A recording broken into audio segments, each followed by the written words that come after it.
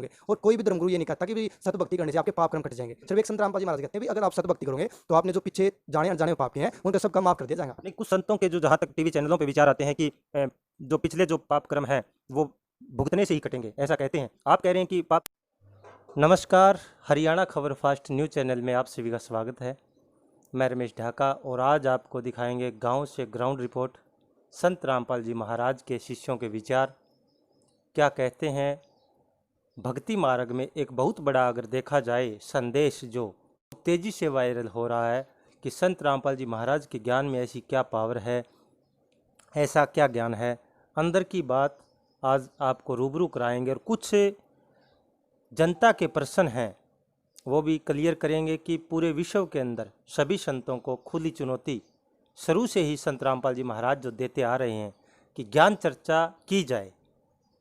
एक बहुत बड़ा ये विषय है, बहुत बड़ा प्रश्न है जनता के सामने कि भगत समाज को सभी लोग भक्ति करना चाहते हैं, उनका उद्देश्य है भगवान प्राप्ति की जाए। मनुष्य जन्म बहुत मुश्किल से मिलता है, ये सभी को पता है। कलयुग चल रहा है, कलयुग के समय में पूर्ण संत का मिलना एक बहुत बड़ा प्रश्न है और संत रामपाल जी महाराज का ये शुरू से ही रहा है। उन्होंने जो है 2012 के अंदर भी एक प्रोग्राम रखा था संतों के द्वारा बैठ करके बरवाला सतलोक आश्रम जो हरियाणा के अंदर है कि ज्ञान चर्चा की जाए और उन लोगों को शंका समाधान क्लियर किया जाए कि कौन पूर्ण संत है, किसका ज्ञान सही है, किसका गलत है। तो आज तक चुनौतियां चली आ रही है। कुछ प्रश्न हमारे हैं जो आज संत रामपाल जी महाराज के शिष्यों से क्लियर करेंगे। जनता के प्रश्न हैं, ये हमारे नहीं हैं। वो चाहते हैं कि पूर्ण संत की पहचान का उनको भी पता चले कि आखिर पूर्ण संत कैसा होता है, उसकी पहचान क्या होती है। तो सर नमस्कार। नमस्कार भाई। क्या नाम है आपका? सोनू नाम जी, गांव बडोपल, जिला फतेहाबाद, हरियाणा। संत रामपाल जी महाराज से कितने सालों से जुड़े हैं आप? जी मैं संत रामपाल जी महाराज से लगभग 6 साल से जुड़ा हूँ। तो उनकी जो भक्ति साधना में आपको और समाज के अंदर जो चली हुई हैं, जैसे देवी देवताओं के मंदिरों में पूजन पाठ करना, और जबकि संत रामपाल जी महाराज का भक्ति मार्ग बिल्कुल हटके है कि मंदिरों में मत्था टेकने के लिए जैसे वो मना करते हैं कि हमारे वेद शास्त्रों में ये चीज़ें प्रमाणित बताई जाती है, क्या ये सच है? नहीं देखो, संत रामपाल जी महाराज ना सभी देवी देवता की जो सत भक्ति है वो सत भक्ति बता रहे हैं। क्योंकि देखो मंदिर में कोई भगवान नहीं है। देखिए, ये हमारा प्रश्न नहीं है, ये जनता का प्रश्न है। जनता के लोग जो जनता जो ये कहते हैं सामाजिक लोग कि रामपाल जी महाराज देवी देवताओं की भक्ति छुड़वा देते हैं, ऐसा उनका मानना है। इसको आप किस तरीके से बताएं? जी देखो, मैं उनको कहना चाहता हूँ कि संत रामपाल जी महाराज है ना, वो देवी देवता की भक्ति छुटाते नहीं, उनकी सत भक्ति बताते हैं जो हमारे सभी शास्त्रों में प्रमाणित है। ये हमारे किसी शास्त्र में आप देख लो, चारों वेद, गीता, पुराण, कुरान, बाइबल, किसी में देख लो, किसी के अंदर ये प्रमाण नहीं कि भी मंदिर में जाओ या वहाँ माथा टेको। ये हमारे शास्त्रों में प्रमाण नहीं है। और हमारे शास्त्रों में लिखा है भी जो हमारे शास्त्रों को छोड़कर अलग भक्ति करेगा, उन जो विपरीत भक्ति करेगा, तो उसको ना तो कोई सुख होगा, ना शांति होगी और ना भगवान की प्राप्ति होगी। जो हमारे शास्त्रों में लिखे है ना, उसी भक्ति से हमें सुख होगा। और आज वो पूरे विश्व में, पूरे वर्ल्ड में एक संत रामपाल जी महाराज ऐसे हैं जो शास्त्रों के अनुसार भक्ति बताते हैं, जिस भक्ति से हमें यहाँ भी सुख होगा और आगे भी सुख होगा। और रही बात देवी देवता की भक्ति छुटाने की, लेकिन ये उनकी गलत सोच है। जो संत रामपाल जी महाराज है ना, शुरू में जो परमात्मा संत रामपाल जी महाराज नाम उपदेश देते समय मंत्र देते हैं, वो पहले इन देवी देवताओं के मंत्र देते हैं जो हमारे परमात्मा कहते हैं हमारे कमलों के अंदर हैं। उनकी भक्ति छुटाते नहीं, उनकी भक्ति कराते हैं जो सत भक्ति है, जिससे हमें लाभ होगा। जैसे गीता जी के अंदर जैसे कि व्रत करना निषेध बताया है, गीता जी अध्याय 6 के श्लोक 16 में, तो इसको जो रामपाल जी महाराज ने भी जो है व्रत करना, तीर्थों पर जाना, सब पे प्रतिबंध लगा दिया है।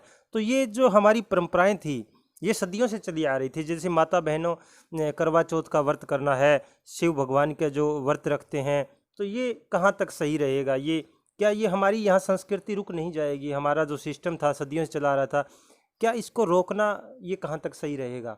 क्या तीर्थों पर जाना, व्रत करना ये भी गलत है क्या? संत रामपाल जी महाराज ने इसको भी रोका है? समाज का है ये प्रश्न है, मेरा नहीं। जी मैं आपको बताता हूँ, तीर्थ करना या व्रत करना या भी कहीं जाना, ये हमारे किसी शास्त्र में प्रमाण नहीं है।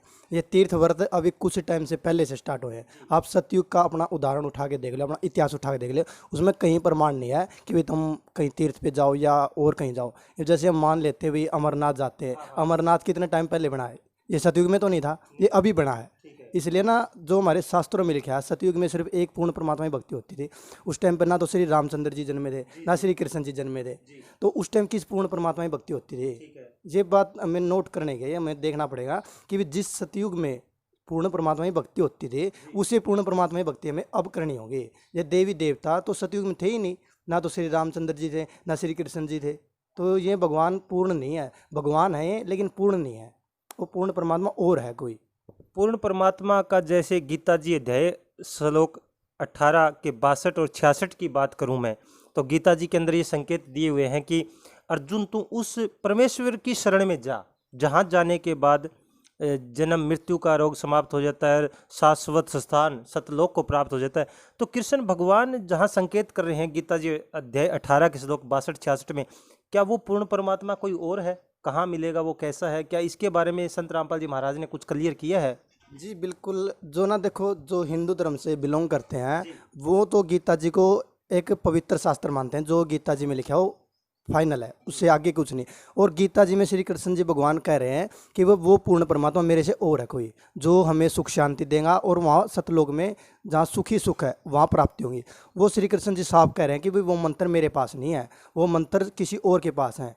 वो उसकी पहचान भी बताई है कि वो पूर्ण संत की क्या पहचान होगी। उसमें एक उल्टे लटके वृक्ष का पेड़ है गीता जी में, उसके अंदर बता रखा है भी जो इस पेड़ की पूरी कहानी बता देगा, भाई इसकी तना क्या है, डार क्या है, पत्ते क्या है, वो पूर्ण संत होगा। और उसी की भक्ति लेने से, उसी की भक्ति साधना करने से तो ही हमें मुक्ति होगी।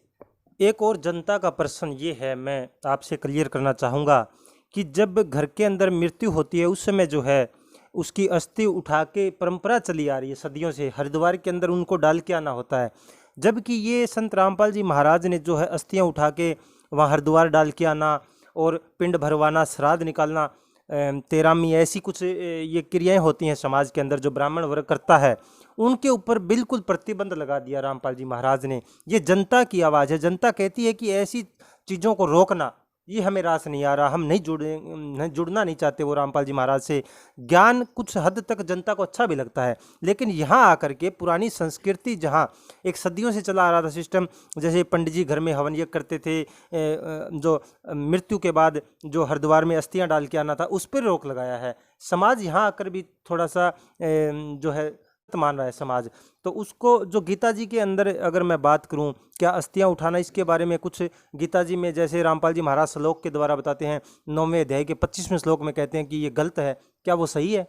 जी देखो, हमारे जो हिंदू धर्म से बिलोंग करते हैं, जो ये वे तीर्थ व्रत करते हैं या वे गंगा जी जाते हैं, जब पहले तो देखो हमने अपने शास्त्र देखने पड़ेंगे। हमारे चारों वेद और गीता जी, इनके अंदर कहीं भी प्रमाण नहीं है कि भाई कहीं तुम पिंड भराओ या भाई कोई तेरामी करो। अगर हम हिंदू हैं, अगर हम हिंदू अपने आप को कहते हुए हम हिंदू हैं, तो हमें सबसे पहले हमारे पवित्र शास्त्र देखने पड़ेंगे। उन पवित्र शास्त्रों के अंदर कहीं भी प्रमाण नहीं है कि भाई तुम पिंड भराओ या भाई कोई और क्रिया करो। अगर हम शास्त्रों के अनुसार अगर हम हिंदू हैं तो शास्त्र मानने पड़ेंगे। अगर हम शास्त्र नहीं मानते तो फिर हिंदू का फायदा क्या?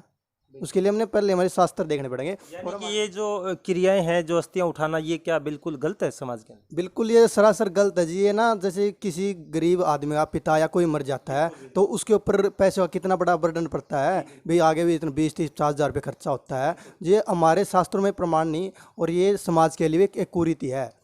और एक जहाँ तक मैं जो अभी चर्चा चली, जो करंट जो चर्चाएं बनी हुई है पूरी राजस्थान के अंदर, जो गहलोत मुख्यमंत्री जी ने मृत्यु भोज के ऊपर प्रतिबंध ही लगा दिया है। जबकि अगर हरियाणा के अन्य राज्यों की अगर मैं बात करूं तो वहां पर जो ये मृत्यु भोज करना एक बहुत ही चाव से करते हैं और चला भी आ रहा है सदियों से।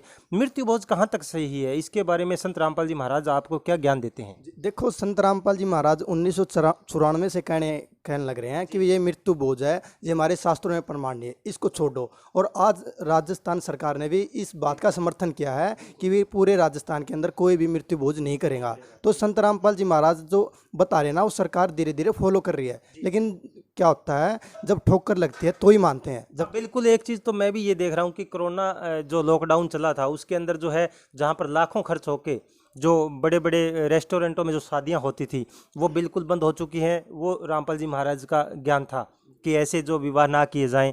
दूसरा, जो मृत्यु भोज के अंदर जो बहुत ज़्यादा मात्रा में लोग आते थे, जैसे लॉकडाउन के दौरान जितनी भी मौतें हुई हैं, चाहे वो वृद्ध गुजरे हैं, जो भी हुई हैं, उनकी सभी क्रियाएं बंद रही हैं।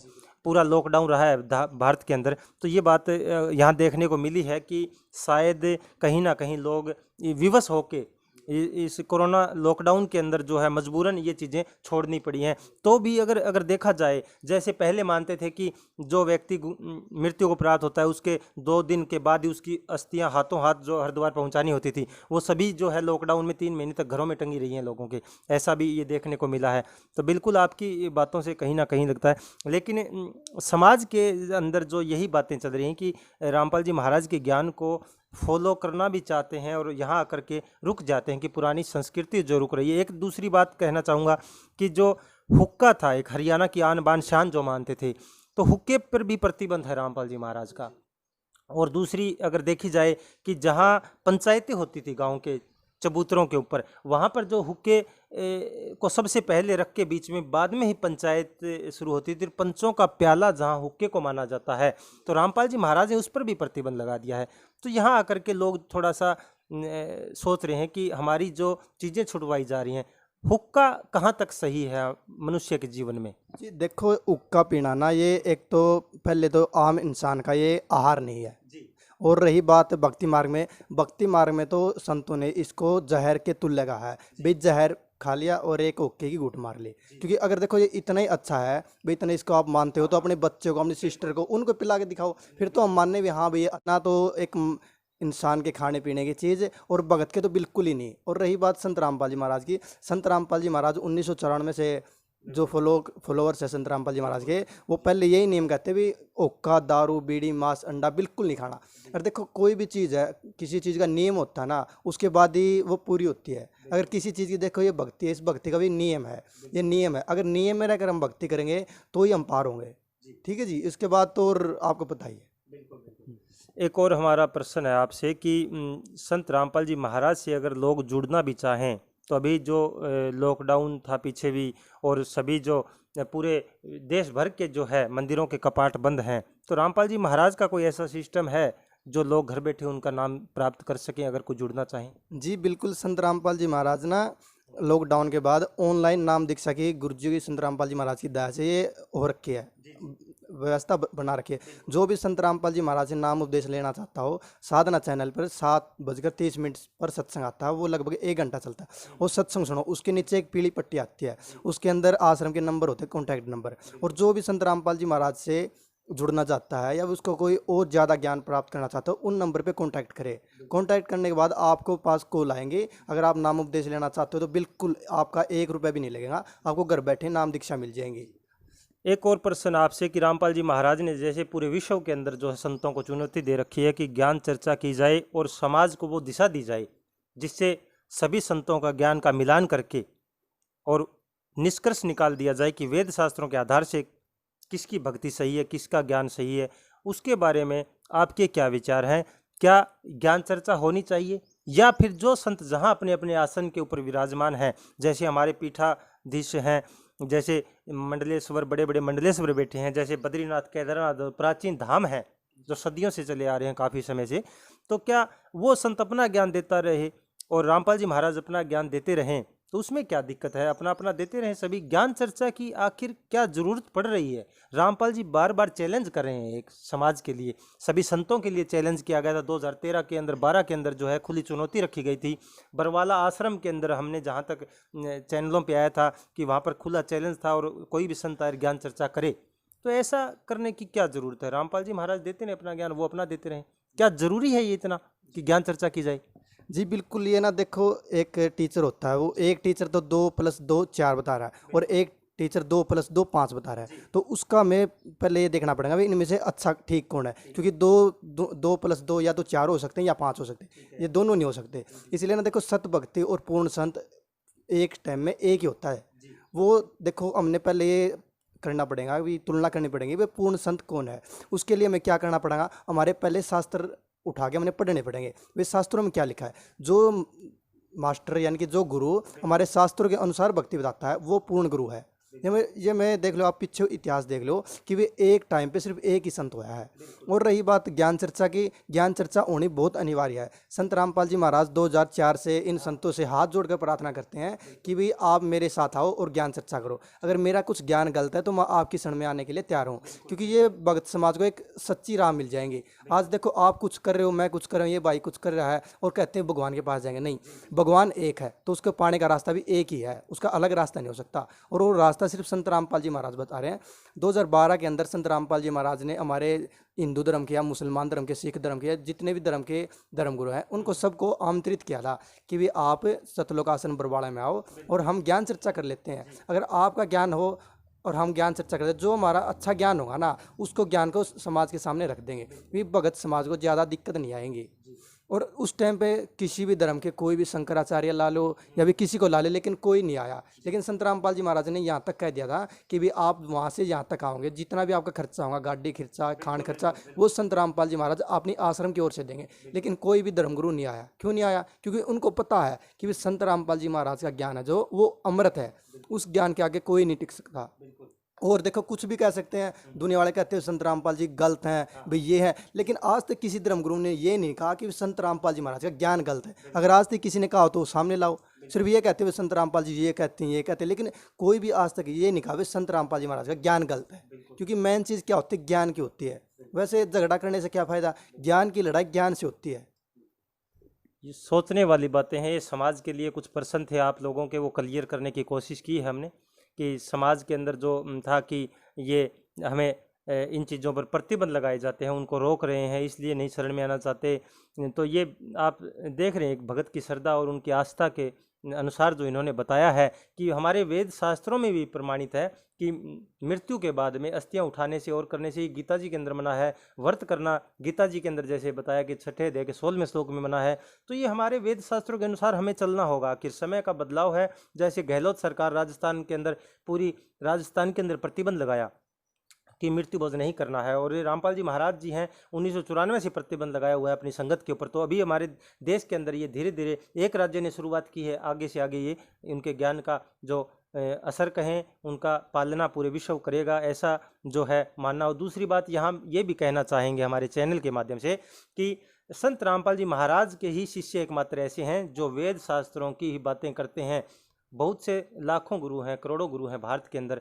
भारत जो है विश्व गुरु रहा है, तो उसी के अंदर जो इतने जो गुरु हैं, तो उन्हीं के बीच केवल रामपाल जी महाराज के अनुयायी ही वेद शास्त्रों गीता जी की बातें करते हैं। अन्यथा किसी की जुबान पे ऐसे शब्द सुनने को बहुत ही मुश्किल मिलेगा। तो ये आपके जो प्रश्न थे, तो आगे भी जो भी और एक लोग और कहते हैं कुछ लोग समाज के कि जो है पहले संत रामपाल जी महाराज के शिष्यों को कुछ खर्चा पानी दिया जाता है, फिर इंटरव्यू लिए जाते हैं। उसके बारे में आपको कुछ दिया हमने, क्या कहना? जी देखो, इसमें खर्चा पानी वाली तो बात नहीं है। देखो आप मीडिया हो, आपका काम है सच्चाई दिखाना, और इतने हम भी नहीं हमारे पास पैसे कि भाई आपको देंगे, इतने वेस्टेज हम करते नहीं। क्योंकि देखो कोई चीज़ है उसका पहले जो हमारे संत रामपाल जी महाराज हैं, सबसे पहले उनका ज्ञान सुनो एक बार, वो क्या कहना चाह रहे हैं, उनका क्या उद्देश्य क्या है। नहीं, हमारे गुरुजी ने इस संत मार्ग में आने की कोई जरूरत नहीं थी, क्योंकि और सभी धर्मगुरु हैं जो हमारे शास्त्रों से विरुद्ध भक्ति बता रहे हैं, और इसलिए हमारे गुरुजी ने बीड़ा उठाया सत्य ज्ञान का। और इस मार्ग को रोकने के लिए अनेकों संत रामपाल जी महाराज और उनके भक्तों ने अनेकों कठिनाइयों का सामना करना पड़ा है। लेकिन संत रामपाल जी महाराज कहते हैं जो सच्चाई होती है ना, उसको कोई रोक नहीं सकता, और ये सच्चाई एक ना एक दिन सबके सामने आएंगी, और कुछ तो आ रही है अभी। देखो संत रामपाल जी महाराज 2000 से सिंपल हमें कहते हैं भी बिल्कुल सिंपल हिसाब से अपनी शादी करो, ना दहेज लेना और ना देना। आज सारा देश उस चीज़ का फॉलो कर रहा है। अगर वो दहेज लेना देना या भी बड़ी बारात लाना इतना ज़रूरी था, तो अब इस लॉकडाउन में क्यों नहीं ला रहे? ये बात एक सोचने वाली बात है ये, क्योंकि संत रामपाल जी महाराज तो पहले से कह रहे भाई ये गलत काम नहीं करना, दहेज लेना एक माँ बाप है। तो आज ये सारी दुनिया मान रही है इस चीज़ को, और एक ना एक दिन ये सभी आप भी देखोगे कि ये एक ही ज्ञान रहेगा, क्योंकि एक टाइम में एक ही संत होता है। संत रामपाल जी महाराज कहते हैं कि भाई देखो, अगर हम पूर्ण परमात्मा में भक्ति करेंगे तो हमें यहाँ भी सुख होंगे और आगे भी सुख होंगे। और कोई भी धर्मगुरु ये नहीं कहता कि भाई सत भक्ति करने से आपके पाप कर्म कट जाएंगे। सिर्फ एक संत रामपाल जी महाराज कहते हैं भाई अगर आप सत भक्ति करोगे तो आपने जो पीछे जाने अनजाने में पाप किए हैं उनका सब काम माफ कर दिया जाएगा। नहीं, कुछ संतों के जो जहाँ तक टीवी चैनलों पे विचार आते हैं कि जो पिछले जो पाप कर्म हैं वो भुगतने से ही कटेंगे, ऐसा कहते हैं। आप कह रहे हैं कि भक्ति से, ये कहाँ तक सही है? अन्य संतों के टीवी चैनलों पे जो सुनते हैं प्रोग्राम, जन कर्म है वो भोगने से ही कटेगा। नहीं देखो, अगर जो हमने पीछे पाप कर्म किए हैं अगर वो नहीं कटेंगे तो हमें भगवान की जरूरत क्या है? जैसे हम ठीक है, जैसे हमें कोई बीमारी है और डॉक्टर के पास जाते हैं, डॉक्टर कहता है भी ये बीमारी तो आपकी कटेंगी, आगे आपको बीमारी नहीं। उसके फायदा के पहले जो हमने पीछे पाप कर्म किए हैं जिससे हम दुखी हैं, पहले वो पाप कर्म कटेंगे तो ही परमात्मा में जरूरत है। अगर पाप कर्म ही नहीं कटेंगे तो फिर भगवान की में क्या जरूरत है? कोई जरूरत नहीं है। लास्ट प्रश्न है आपसे कि जो है समाज के अंदर जो कोई कृष्ण भगवान के पुजारी हैं वो राधे राधे जाप देते हैं, शिव भगवान के पुजारी हैं, शिव भगवान के जो धर्मगुरु हैं जो मानते हैं, बड़े बड़े पीठाधीश्वर हैं, वो कहते हैं ओम नमः शिवाय का जाप करो। जैसे रामलाल सियाग संत हुए हैं राजस्थान के अंदर, उनकी अगर मैं बात करूं तो वो किलियम किलियम जाप देते हैं। ऐसे जैसे हमारे जितने भी धर्मगुरु हैं देश के अंदर, सभी अपना अपना एक मंत्र देते हैं। तो क्या भगवान प्राप्ति के अलग अलग मंत्र हैं सभी, या फिर भगवान की प्राप्ति, पूर्ण परमात्मा की प्राप्ति का एक ही मंत्र है जो हमारे वेद शास्त्रों में प्रमाणित हो? देखो, संत रामपाल जी महाराज बताते हैं हमारे शास्त्रों में जो मंत्र है हमें उसका जाप करना होगा। आप बोल रहे भाई ओम नमः शिवाय या भाई राधे राधे, ये हमारी गीता जी के अंदर प्रमाण दिखा दो। आप देखो, कृष्ण जी को भगवान मानते हो, पूर्ण परमात्मा मानते हो, कृष्ण जी ने ये नहीं बताया भी राधे राधे का जाप करो, तो आप कृष्ण से बड़े होगे। फिर इसका कहने का मतलब, तो जो हमारी गीता जी में श्री कृष्ण जी भगवान ने हमें बताया है उसके अंदर बताया भाई ओम तत्सत, यानी कि ये ओम तत्सत, ये 3 मंत्र, ओम तत्सत इति निर्देश है, ब्रह्मण त्रिविदे समर्थ है, यानी कि 3 मंत्र है, ओम तत् और सत, ये मंत्र संकेतिक है। जी इन 3 मंत्रों का जाप करेंगे उसके पूर्ण मुक्ति होगी। और आज कोई भी संत पूरे विश्व में, पूरे वर्ल्ड में ये 3 मंत्र का जाप नहीं दे रहा, सिर्फ एक। ये बाकी संतों के मंत्र गलत हैं? जी बिल्कुल गलत है, क्योंकि ये हमारे शास्त्रों में नहीं है। मैं गलत नहीं कह रहा, ये हमारे शास्त्र गलत कह रहे हैं कि हमारे शास्त्रों में नहीं है। लेकिन जो संत रामपाल जी महाराज भक्ति बताते हैं वो हमारे शास्त्रों में लिखी हुई है, इसलिए उनका ज्ञान इतना फैल रहा है। और किसी संत को आप देख लो, और कोई कुछ देता, कोई कुछ देता, लेकिन जो हमारे शास्त्रों में मंत्र है उन्हीं मंत्रों से हमें लाभ होगा। जी बहुत बहुत धन्यवाद आपका। तो देखा आपने अभी कि वेद शास्त्रों के अनुसार भक्ति साधना करने से ही जो है पूर्णतः लाभ प्राप्त कर सकते हैं। हमारी पवित्र गीता जी, चारों वेद, कुरान शरीफ, पवित्र बाइबल, गुरु ग्रंथ साहिब, इनके अनुसार हमें एक बार शिक्षित समाज से मैं भी यही आग्रह करूंगा कि हमें वापसी हमारे वेद शास्त्रों के अंदर लौट चलना चाहिए, उनको देखना चाहिए, निष्कर्ष निकालना चाहिए कि कौन सी भक्ति सही है और कौन सी गलत है। तो बने रहे हमारे साथ हरियाणा खबर फास्ट में। आगे फिर हम आपके साथ ग्राउंड रिपोर्ट गाँव से ही लेकर आएंगे। आपके हर प्रश्नों का हम कोशिश करेंगे कि क्लियर हो। धन्यवाद।